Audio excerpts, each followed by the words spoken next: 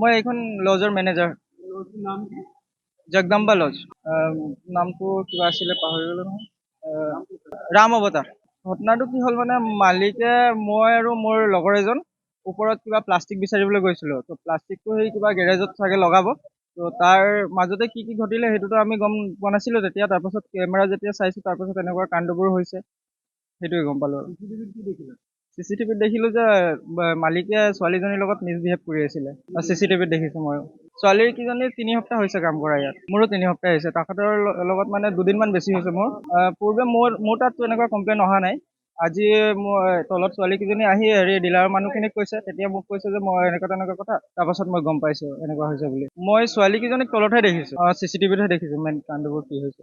হয়, আজি দিনৰ 11টামান বজাত মই যেতিয়া ঘৰত আছিলোঁ আৰু ঘৰত থকা সময়ত মোলৈ ফোন এটা আহিলে। ফোন অহাৰ পিছত মই গম পালোঁ যে আমাৰ মৰিয়নিৰ যিটো নেকি ৰাম অৱতাৰ, মালিকজনৰ নাম ৰাম অৱতাৰে খোলা আমাৰ কঁঠালগুৰিত যিফালে যায়, কঁঠালগুৰি বাগানলৈ যিটো ৰাস্তা যায়, আৰু সেই ৰাস্তাতে থকা হিৰ' ডিলাৰৰ ওপৰত থকা যিটো বিবাহ ভৱন, সেই বিবাহ ভৱনত কাম কৰি থকা যুৱতী এগৰাকীৰ ওপৰতে ৰাম অৱতাৰ নামৰ মানুহজনে তাত শাৰীৰিক নিৰ্যাতন চলাইছে, মানে ছেক্সুৱেলি তেওঁ ৰেপ কৰিবলৈ প্ৰয়াস কৰি আছিলে, তেনেকুৱা ধৰণৰ এটা মই ফোন আহিলে মোৰ তাত। তাৰপিছত মই লগে লগে আহিলোঁ। অহাৰ পিছত মোৰ লগতে মোৰ সতীৰ্থ আছিলে, আমি গোটেইকেইটা একেলগে আহি লৈ তাৰপিছত আৰু প্ৰথম অৱস্থাত তেওঁ কৈছে নহয় মই ধেমালিহে কৰি আছিলোঁ, ছোৱালীজনীয়ে ভুল বুজিছে। কিন্তু যেতিয়া আমি চিচিটিভি ফুটেজ চালোঁ, চিচিটিভি ফুটেজ চোৱাৰ পিছত তেতিয়া গম পাই মানে বস্তুটো তেতিয়াহে আমি বুজিব পাৰিলোঁ যে আচলতে তেওঁ ধেমালি কৰা নাই। আৰু যেতিয়া মানুহজনক ক'লোঁ যে আপুনি যদি ধেমালি কৰিছে, যুৱতীগৰাকীক 10-15 ছেকেণ্ডতকৈ বেছি আপুনি কেনেকৈ তাত বগৰাই পেলাই থ'ব পাৰে। যেতিয়া সুধিছোঁ মানুহজন কিন্তু তেতিয়া নিমাত, একো কোৱা নাই। প্ৰথম কথা, তেওঁ যুৱতী এগৰাকীক তাত কৰ্মচাৰী হিচাপে নিযুক্তি কৰাৰ পিছত তেওঁ চান্স পায়, তেওঁ সুযোগ লৈ পেলাই ছোৱালীজনীৰ ওপৰত এনেকুৱা ধৰণৰ যি কাম কৰিছে তাক আমি কিন্তু মৰিয়নি আঞ্চলিক ছাত্ৰ সন্থাই ধিক্কাৰ জনাইছোঁ। আমি লাজ পাইছোঁ।